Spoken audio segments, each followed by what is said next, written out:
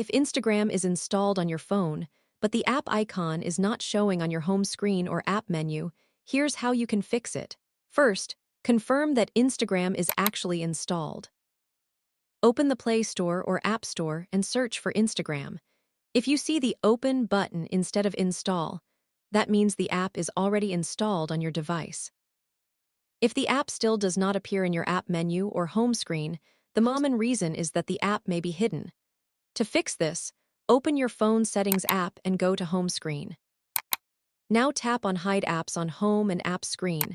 If Instagram is hidden, you want to remove it from the hidden list, then tap Done. After doing this, go back to your home screen or app drawer and Instagram should now appear normally again. If the app still doesn't show up, restart your phone once and check again.